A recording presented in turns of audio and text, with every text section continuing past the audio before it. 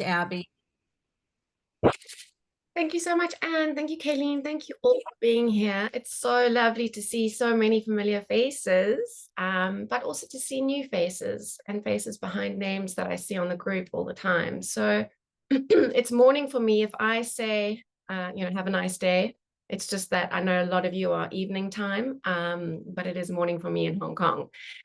So thank you, thank you, thank you for being here. We're all meant to be here. I hope that something I say today might resonate with you. What I would say is that I'm going to give you the tools that have helped me on my journey and are still helping me. And they may not all resonate with you. Take what you need and let the rest go. So you don't need to take everything. You don't need to do all the practices that we do today. But if something feels right, please go ahead, try it, use it, and then share it. Share it with other parents who might need it. If we can do one thing to help one other parent, that's one great thing that we can do today. So what I'm going to do is I'm going to talk us through some breath work. So we'll do 3 breath work exercises. Then we're going to just talk a little bit about journaling and oracle cards, signs and synchronicities. And then I'm going to end with a lovely meditation. I've already done a meditation this morning to call my guides and obviously Tom in, and I've asked him to round up all our kiddos on the other side. So I know they're all patiently waiting for us to get there, but we do have some work to do before we get there. So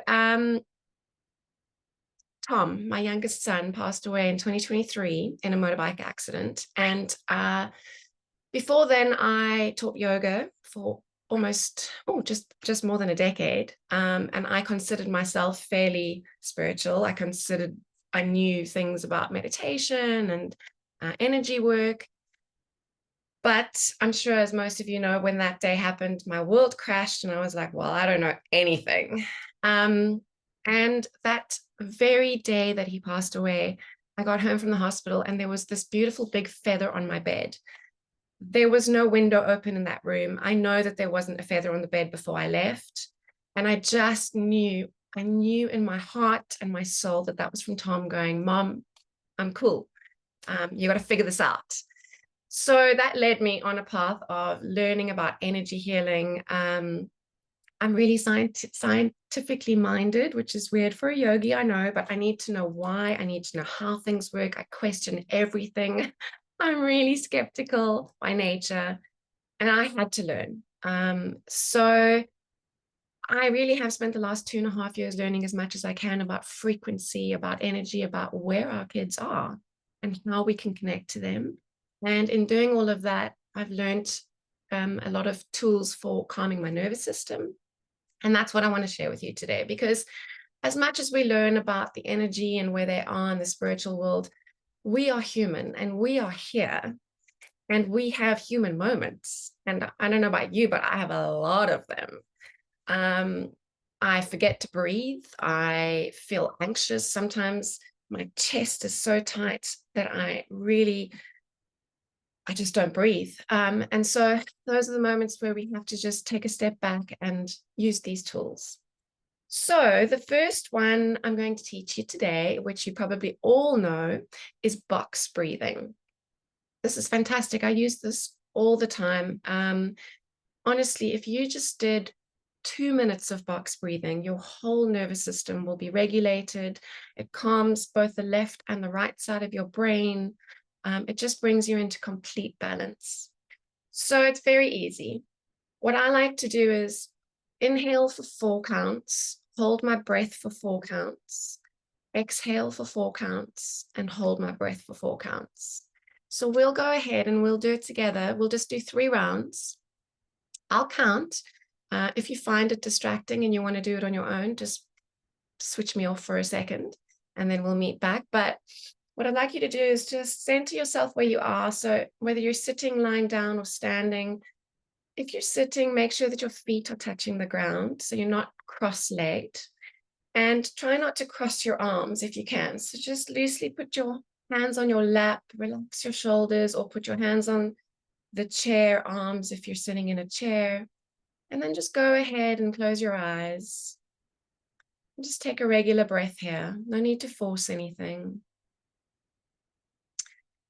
So from here, we're going to inhale together for 4, 3, 2, 1. Hold that breath.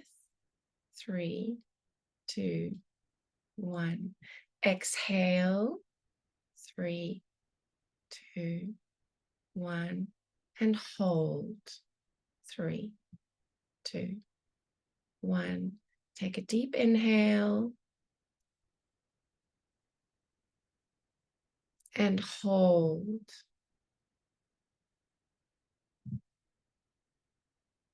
And exhale.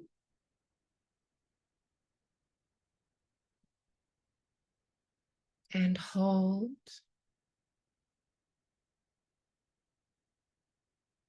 Last inhale.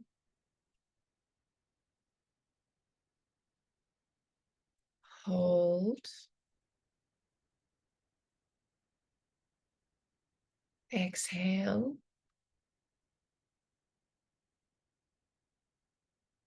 And hold.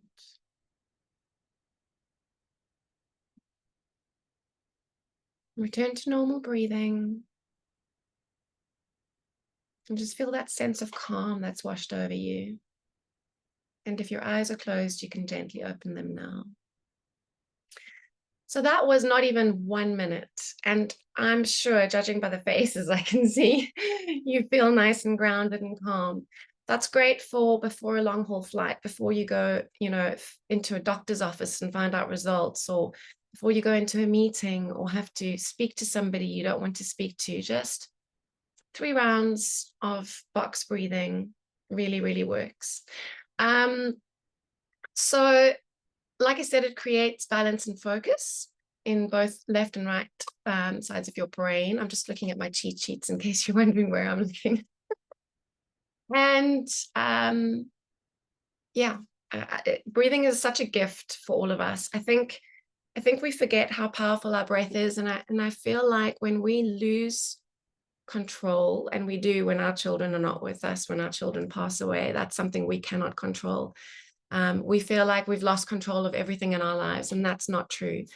The breath is the one thing we can still control, and that's something to remember.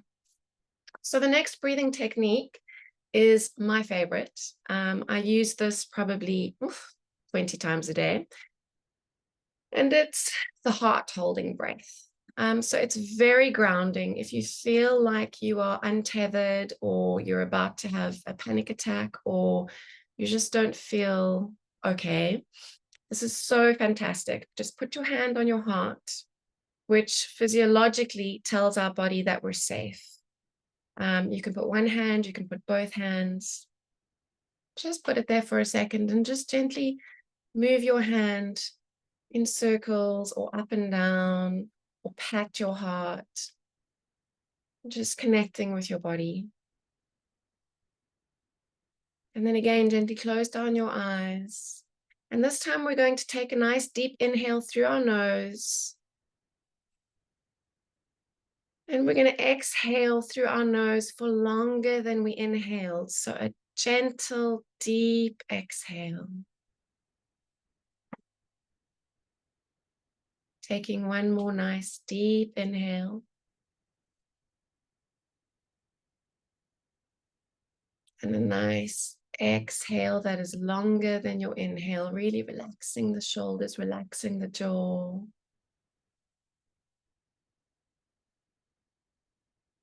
And then coming back to center, maybe tapping your hand again, rubbing it on your chest, and then opening your eyes. And again, this is so quick, so easy, but it really just brings you back to your body, back to the physical. Often when we're in those states, or sometimes when we go into that grief roller coaster, we can't see anything that's here. We get stuck in our stories, we get stuck in the events of the past, and that really does bring us back to here, to our physical. So that's a great grounding technique. Also, the reason it helps with the reason why a longer exhale is good is that it slows the heart rate down, and it slows it down really quickly. So if your heart is pounding, that's a really good one to do. So the heart holding breath, I'm not sure that that's what it's actually called, but that's what I call it. And then the last one, my husband laughs at me so much. When he hears me sighing, he's like, oh, okay, I know things are out of control with you. So the sighing breath, again, probably not the technical term, but that's what I call it. And it's super easy.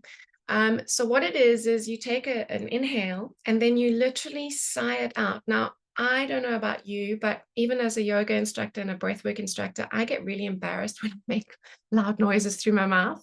I can't go to any of those classes where people scream and make funny noises. So I don't expect you to do that, and I'm not going to do that today. But I will say, the more you let the sigh out, the better it feels. So it's literally like you are getting rid of whatever that is that's sitting in there. So we're going to do 3 sighs together, and I am going to mute myself so you don't have to hear me, but you can see me doing it. All right. So we're going to inhale and another nice deep inhale.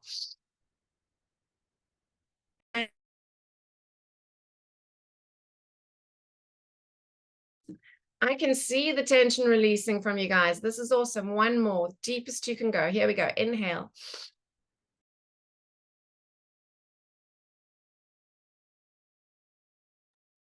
Doesn't that feel amazing? Some of you are yawning. That's awesome. It means your nervous systems are relaxing. Fabulous. All right. So those are 3 tools that I have found so useful on this journey, and I use them daily. I would say, just going back to the box breathing and the heart holding breath, those are 2 fantastic ones to use before sleep. If you're really struggling, if your mind is active at night and you're just really struggling, 2 minutes of those will really help slow down the nervous system. The sighing breath is if you need a quick, like, I need to get rid of stuff in my nervous system now. I need to regulate. I need to not be thinking these crazy thoughts. Great for balance. Okay. So that's the breath work. I'll come back to questions at the end, I think, just to keep flowing. But if you have any questions, please do put them in the chat. And I'm sure we'll have some time at the end to answer them. So then moving on, I don't know about any of you, but journaling is something new for me. When Tom passed away, my grief counselor said, journal. And I went, no way. I'm not putting my thoughts on paper so other people can read them. I'm just not going to do that. And I fought it and I fought it and I fought it. And then one day I picked up pen and paper after doing Paige Lee's spiritual reset course, actually. And one of the things she spoke about was mind dumping. And that really appealed to me because it was a way of getting rid of the thoughts in my head, but not necessarily having to journal with prompts or, how am I feeling today? Well, I'm feeling terrible, obviously. My son's died. I didn't want any of that happiness or any of the stuff that journaling usually comes with, right? So when I did that course, Paige said, all you need to do to start is write down the things in your head, whether it's a shopping list, whether it is a to-do list, whether you write an entire page of, I don't know what to write. Just get into the habit of getting rid of the things in your head first thing in the morning so that you have capacity to unclutter your mind, to focus on yourself, to focus on whatever it is you need to get through the day. And that really helped me. So there was no woo-woo. It was just pick up your pen and write down whatever you want. And so I did that. I committed to 30 days to myself. And I tell you what, looking back on my journals now, I laugh because it really was. Most of those 30 days was, I don't know what to write. This is stupid. I hate this. But after 30 days, it became such a habit for me. I then turned it into writing to Tom. It was then, dear Tom, this is what I'm doing. Or how cool was this sign you sent me yesterday? Or I don't know how to deal with this. What should I do? And I have not missed a day. Some days I write one-liners, some days I write 3 pages. It just depends. But it's become such a safe space for me. And I just feel a lot of us are stuck on that, oh, journaling is foo-foo and woo-woo. And if you can get past that, even if you write your shopping lists, guys, that's cool. It's just another tool. So what I do is I like to, for me, it's in the mornings. It can be before bed. For you, it can be any time of day that works for you. I like to get my journal out, get my mind dump out. So dump all the stuff that's irrelevant. And then I like to pull an oracle card. So oracle cards, I know, are a topic of debate for a lot of people. They can be used in so many beautiful ways. I tend to just pull one card a day for myself. And I'm a little bit of a skeptic, as I said earlier.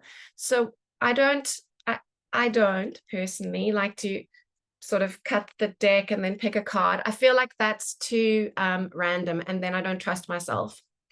I don't know why. So I like to shuffle my deck until a card literally pops out. Sometimes, there we go, one just popped out.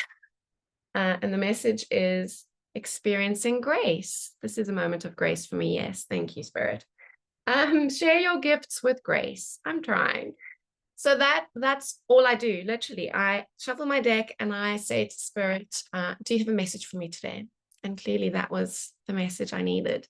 And if I want to, I write in my journal about it if it really hits home, or I just put my deck aside and that's it. Sometimes I ask Tom to talk to me through the deck, give me a sign if I really need one, or a message from him. And it never, ever fails me. So again, it's just another tool for us to connect with ourselves, to connect spiritually, to connect with our kids. And I would say the more you use them, the more things will make sense. The more or the less woo-woo it will feel. I hope that makes sense for you guys. So very helpful, journaling and oracle cards. Sometimes I like to write the date down. If the card is really profound, I'll write the date and what the card was. And sometimes I'll flip back on my journals and I write it right on top so that I can just see, flipping back, if there's anything for that day or that time. And it's really interesting looking back, say 6 months or 12 months and going, oh, that's happened, or that's come true, or, I've been on that path now. Yeah, it's really incredible. So for those of you that like documenting things like me, very useful. Okay, so moving on, I would love to talk about signs and synchronicities. This is something that has really helped me as well. I think in a world where there are so many people who don't want to talk about grief and who want us to get over it and who want us to be okay, and they do it from a place of love, but they don't understand that this is going to be with us forever. This hole in our heart is going to be there forever. We just have to learn to live with it, to learn to nurture it. I think having a sign or a synchronicity and knowing that that's our loved one is just so helpful. So I told you about Tom's feather that very, very first day, which led me down a rabbit hole and a mission to keep shining his light and keep sharing things to help other parents know that our kids want to communicate with us, that they are absolutely there. We just have to tune our frequencies into them. Shortly after Tom passed away, my husband and I were having a really, really rough time. And we went to a restaurant and we sat down and we both were crying. And we said, oh, Tom, come on, we need a big sign, man. Please send us a sign. We have to know you're there. And this family sat next to us, a husband, a wife, and their teenage daughter. And they were really close to us, close enough for us to hear their conversation. And the waitress came around, and the waitress said to the mother, what can I get you? And she said, oh, I'll have a ham, cheese, and Tom sandwich, please. Well, I tell you, my husband and I laughed so hard that these people looked at us, and we burst into tears, and we were like, thanks, Tom, that was great. Because who says a Tom sandwich instead of tomato? Nobody does that. It's little things like that. Our kids want to send us signs. So when we're open to it, and when we're specific with them, I find they really do try their best, to give us the signs. So I'd love for you in the chat, if you could, to just put in a sign that you've got from your child, or if you haven't got a sign, put it in. I'd love to see some of the signs, if you want to. It would be wonderful. Let's see. Nature, animals. Oh, that's from Anne. Thank you. Just to say, while you're putting in the signs, thank you, Anne, for that. I have made a little PDF of the workshop and all the things that we're discussing, where I've also put a list of oracle cards or oracle decks that have been helpful. Okay, here we go. These are beautiful. Cardinals. Yes, so many people. Hawks, numbers, music, butterflies and feathers. Oh, Tom sends me butterflies and feathers too. That's wonderful. Tiny green frog in the garden we see. Oh, a cloud in the shape of an angel. William sends birds, cardinals, blue jays, quarters and feathers. Oh, numbers on the clock. This is a big one for me too. Deers, hawks, music. I don't know about you. A lot of our kids send us songs and music. A bunny in the yard on his birthday. That's lovely. The number 711. Sign of the week, according to Christian Salter, was a parrot. Okay. Oh, so many signs. Oh, chicken nuggets and her favorite sauce. Oh, that's lovely. A blue heron, hummingbirds. Oh, guys, these are beautiful feathers. So many of us have so many beautiful signs. And I'm so grateful that you're all so open to it. Ladybugs, hearts, people with their names. Absolutely. Material that Alex made his dad appeared in my family room. Oh, that's incredible. Numbers, cardinals, background noise. Oh, birds, butterflies, dragonflies, angel. Oh, these are so lovely. So pigs, bows and rainbows. These are so wonderful. Thank you for sharing. I think if we can stay open to these signs with our kids, they want us to be open. So you're not imagining it. Please know that you are definitely not imagining it. And the more open we are, the more they can communicate with us. So thank you for sharing those beautiful signs with us, everybody. Okay. So we've done the breath work, we've done the journaling.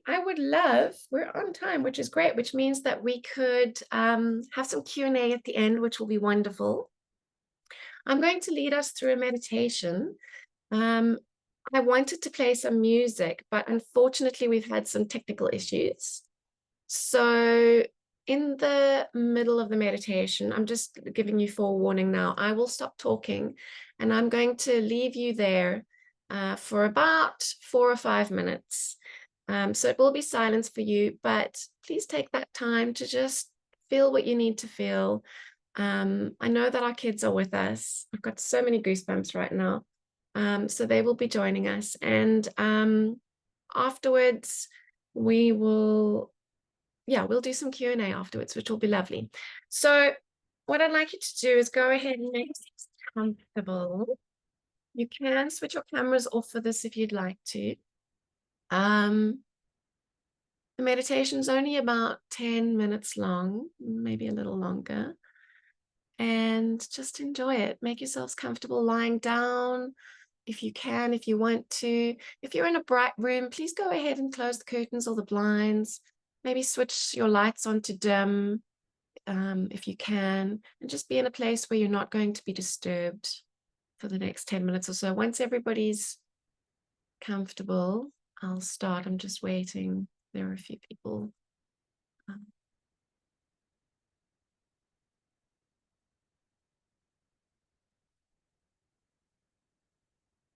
Great. Okay.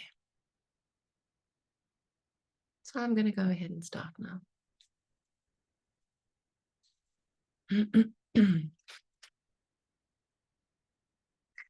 So whether you're seated or laying down, make sure that you're comfortable.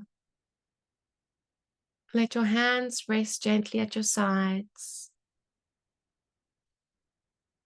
Let your jaw soften and let your shoulders drop. And when you're ready, gently close your eyes. Take a deep breath in through your nose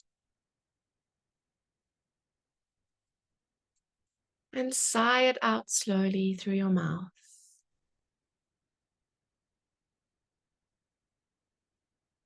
Again, inhale gently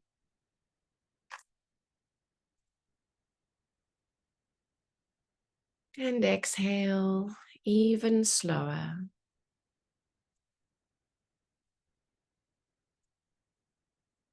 Feel the weight of your body being held. There is nothing you need to do. Just be here now, breathing, resting, arriving.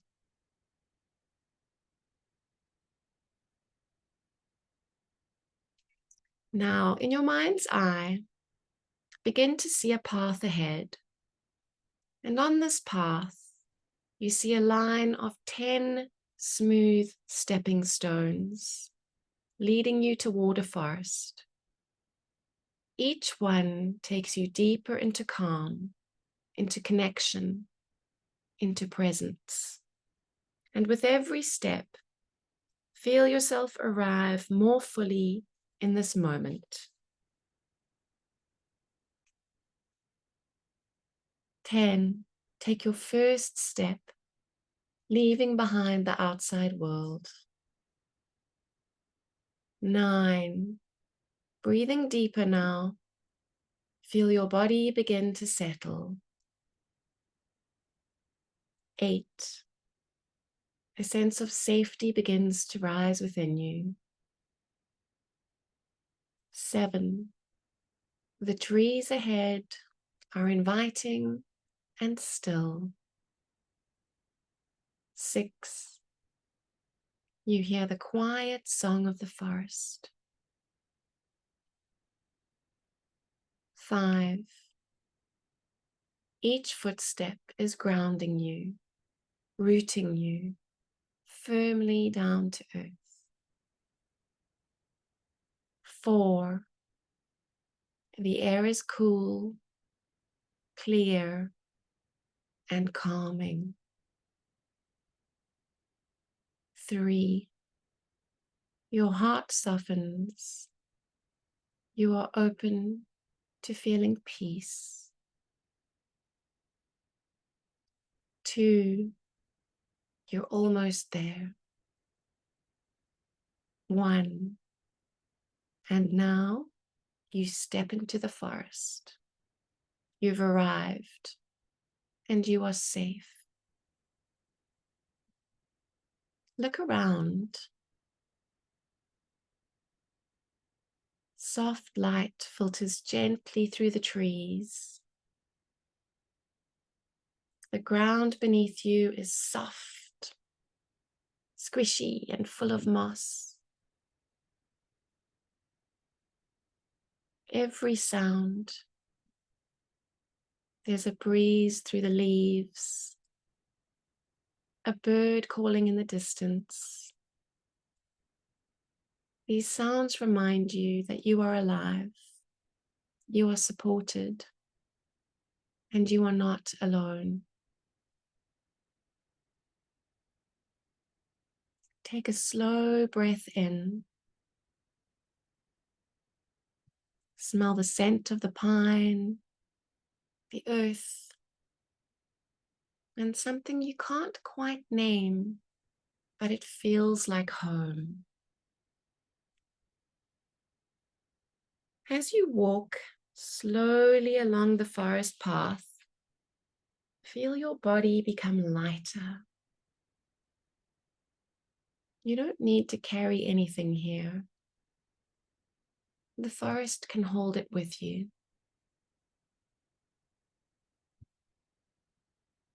Eventually, you come to a clearing. Sunlight pours in. It's golden. It's warm. You feel it touching your skin. You feel the sunlight on your face. And in the center of a clearing stands a beautiful old tree. It's ancient. It's wise. It is strong and its roots are magnificent. Go to this tree. Sit beneath it. Feel its quiet power surround you like a blanket of stillness.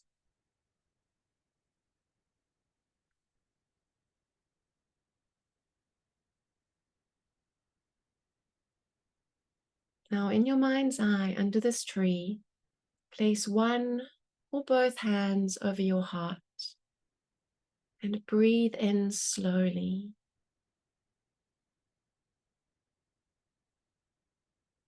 And as you breathe out, let anything heavy just melt into the forest floor. You don't have to hold it alone.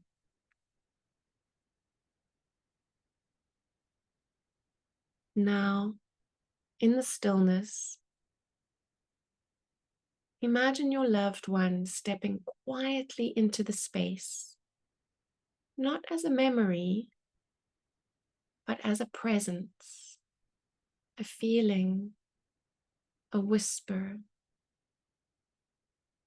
Let them sit beside you, however that looks or feels. You may hear a word, see a color, feel a warmth. Whatever arises, welcome it, and just be here together. I'll come back for you in a few moments.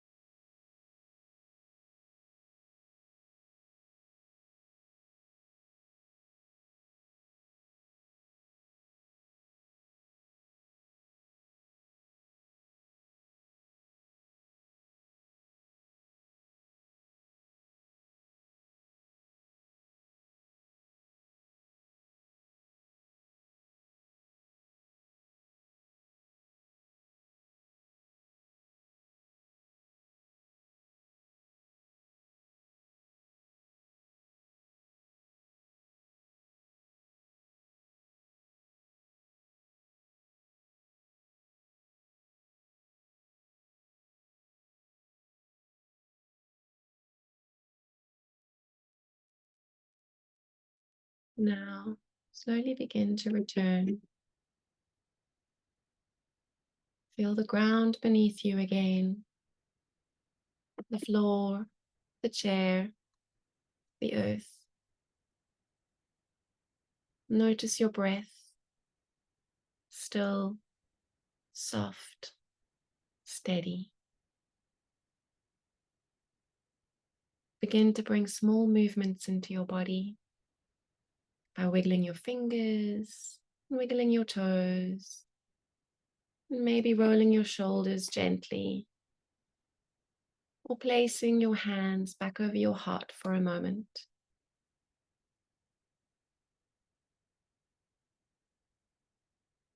Taking a nice, slow breath in.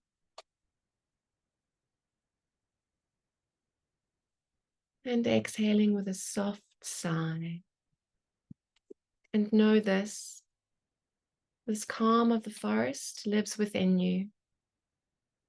You can return to this place, to this presence, anytime you need. You are grounded, you are supported, and you are not alone. When you feel ready, you can gently open your eyes. Join us.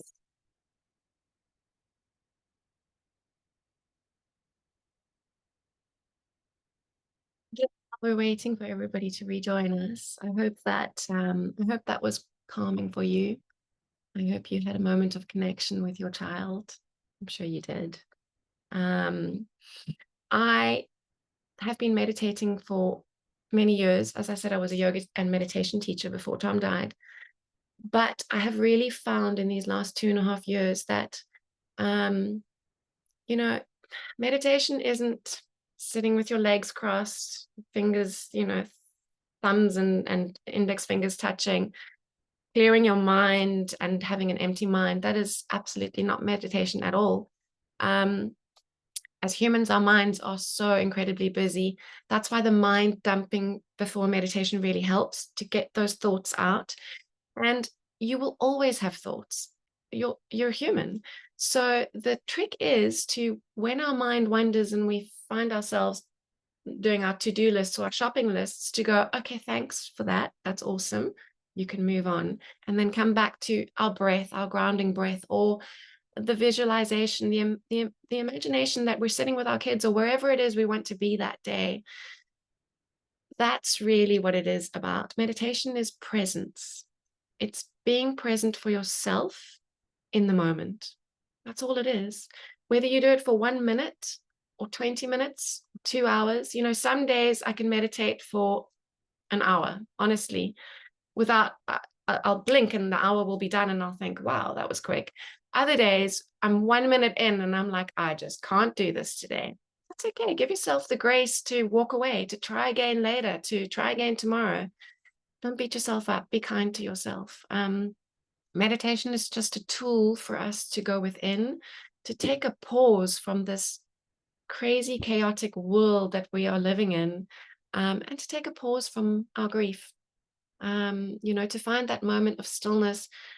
I think what I've learned is that Tom and all of our children are in a place of absolute love, where there is no pain, there is no, they're literally just having a great time.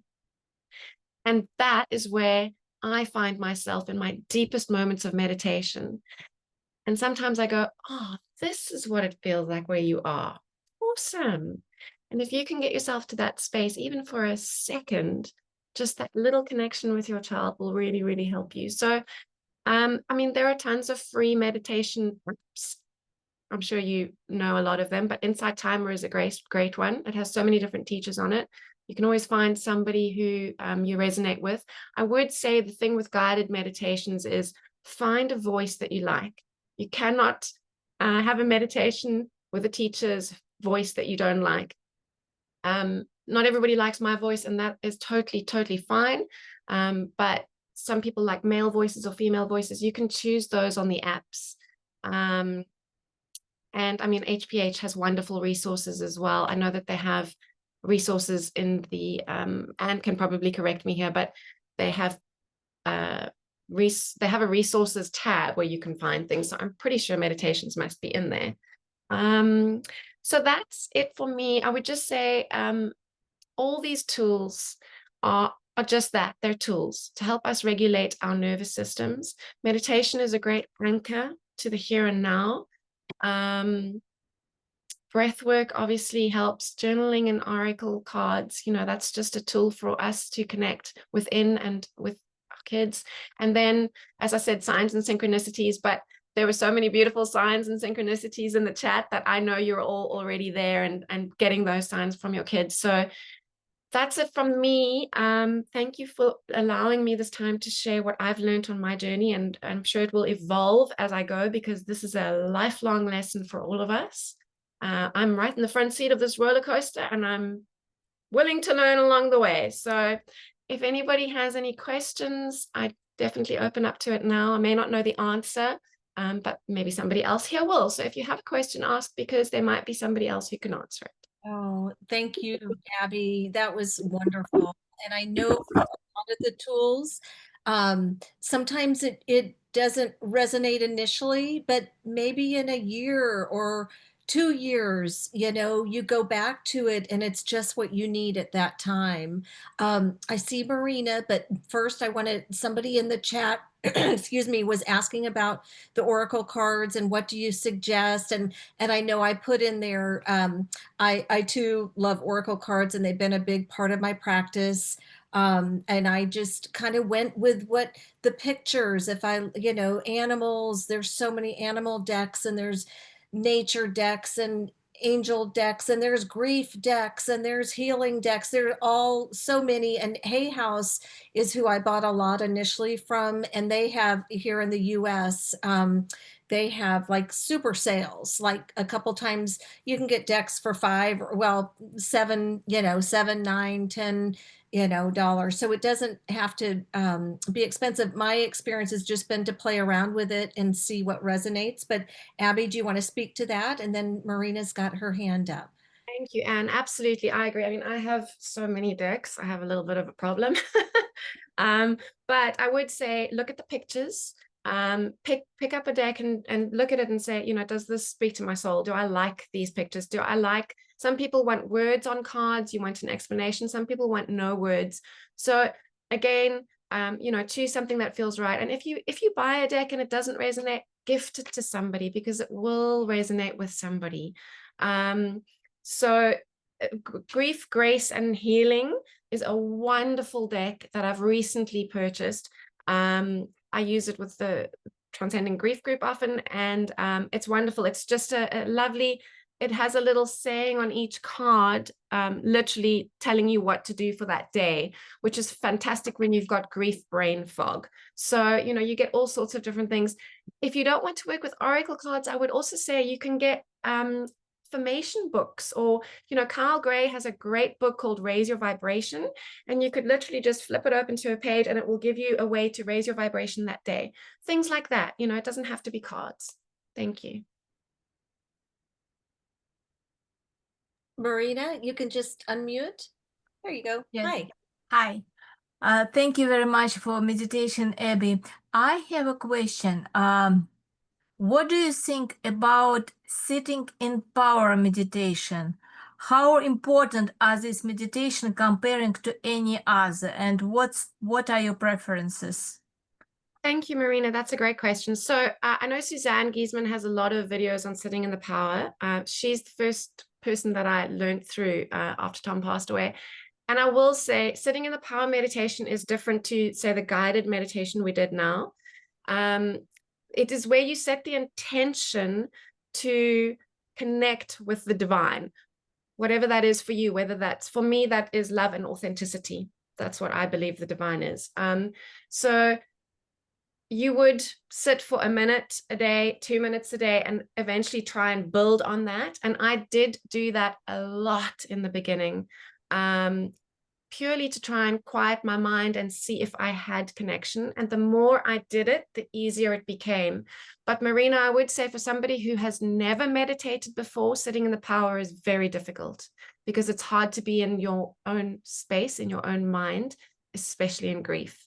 So my recommendation, if you haven't meditated or if you're new to meditation, would be to do a few guided meditations with a teacher's voice that you like, just to get you to feel that feeling of, oh, this is pure love. This is that frequency that they're talking about. And once you've had that moment, then you can start sitting in the power. But again, that's my personal experience. Everybody's different. Does that answer your question? Partially, yes, because I was trying different types of meditations, and no matter what I try, I cannot turn off my brain. I still You don't keep thinking. So what I could maybe recommend then is, have you tried a mantra? Have you tried saying a mantra over and over again? No. Can be any, can be can be Tom, can be, but literally your mind can only focus on one thing at a time. That is for sure. We know that. So you could sit and you could do some grounding breath, and then you could just say in your mind, not out loud. Keep saying it and set a timer for 10 minutes and see if you can trick your brain into not going anywhere else. Do that for 2 weeks every day, and then slowly sit without saying the and see if your brain is quiet. Does that make sense? You're making space for not having those thoughts. Yes, I was trying to listen to meditation provided by some website. I forgot the name of the site. But for some reason, when I was listening for this, people was like singing and I felt so much fear. It's too distracting. Scared. Oh, okay. So it was resonating with you in your frequency. So that's not a bad thing, Marina. It's probably what you needed to be listening to, actually, but maybe turn it down a little bit. You want it really, really background. If you're listening to any music or any mantras, have it as soft as possible, because otherwise it's distracting for you. You're welcome. And maybe one more thing you could try is frequency music. Frequency, so solfeggio frequency. You can get these free on Spotify or even YouTube. The 5 to 8 hertz frequency is for healing, DNA restructure. I find that such a beautiful frequency to listen to when meditating, just very softly in the background, because it works in the deep subconscious mind and it helps you relax. It takes you in just music. Just the frequency music. Yes. Try that and just see if it helps. Okay. Okay. Thank you. You're welcome. Anybody else? Yes, we've got Lisa. Hi, Lisa. Hi there. Hi, Abby. This was wonderful. Your voice is so soothing. And I'm definitely going to look for you on Insight Timer. I love the meditation. So I have a question for for people who have chronic pain and the breathing is sometimes difficult. Do you have any other healing modalities that would, my daughter had issues breathing, and so I really don't have breathing issues, but sometimes when I do the deep breathing, it brings back those feelings, like I feel guilty that I'm breathing when she had difficulty breathing and chest pain and stuff. So I know that yoga and movement is good and something guided, but is there anything else that won't like activate that memory of her issues with breathing? Sure, Or Lisa. just for people who have chronic pain in the chest, any other lighter? So first of all, I'm so sorry. There probably isn't an easy answer to this. I would say, if at all possible, to try and shift your perspective on feeling guilty about breathing when she's not. She'll be so happy that you're breathing. And that's just something that you'll work on, obviously, over time. But I would say movement. I would say very gentle yoga practices will be helpful, because you have to breathe during them, but you're not going to be doing it consciously. So what I would say, what I'm hearing from you is that the conscious breathing is triggering you. So walk away from the conscious breathing. Your body's not going to allow you not to breathe. So don't use that tool for now. What you can do is, if you need grounding, you can make a fist with your hand, and just above your sort of heart, I guess where my necklace is right here, you can just gently tap on that. That's your thymus. So that by tapping on it, it activates the parasympathetic nervous system, which regulates and calms you. It takes you out of that fight or flight and brings you into rest. So instead of breathing, that can be when your chest feels tight, you can just gently tap on it. And I really mean gently. And then, like I say, maybe some very, very gentle yoga. I hope that answered your question, Lisa. Thank you. You're welcome. Thank you so much. And I know Kaylene's got to jump off. It's the middle of her work day. Thank you, Kaylene. And we have just a few more minutes. Does anybody else have? Oh, yeah. Thank you, Anne. I'm just going to say goodbye to everyone. I have another meeting to go to, but it's been brilliant. Katie. Thank you, Abby. It was just absolutely fantastic. And if you read my comments, I had some funny experiences in your meditation, which I really loved. So this has been very helpful. Thank you. You're Bye, welcome. everyone. we'll see you soon. Thank you. Does anybody else have anything? We've got a couple minutes, and yeah, Abby, you shared so much. Oh, I'm so grateful. Just to let you know that Anne will put the PDF. So I made a PDF handout for everybody. She'll put it in the group because we weren't able to share it in this meeting for some reason. But it basically just gives you a rundown of everything I've spoken about. It's a little cheat sheet for you. So you can refer to it if you need to. Okay, and Steve has his hand up. I don't really have a question, but today's one of the first times that I've been able to actually sit and start to meditate. I've been struggling with it a lot, and this is the first time I've been able to. I noticed as soon as we start doing the guided, my heart rate just shot through the roof, which isn't usual for me, but I know just getting through the weekend with the holiday and all that stuff, and I met with Colton's best friend a week ago, so but I was able to get calmed down and get back into it. So I wanted to say thank you.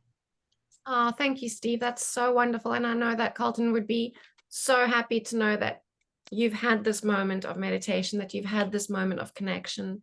So well done to you for taking that small step. That's all it is, right? It's one small step every day for us, small wins. And this was your win today. So that makes my heart really, really happy. Thank you. Yeah, thank you. Beautiful. Thank you for sharing, Steve. And we will go ahead if nobody has anything else. Abby, once again, thank you so much. That was really valuable, much appreciated. And thank you all for joining us tonight, and go gently, just take care best you can. And if everybody wants to unmute and say good night, thank you so much. Good night. Thank you. Thank Good you. night. Thank you very That was much. great, Good Abby. night, everyone. Thank you. Thank you so much. Thank you. Good night. Thanks, Abby. Night,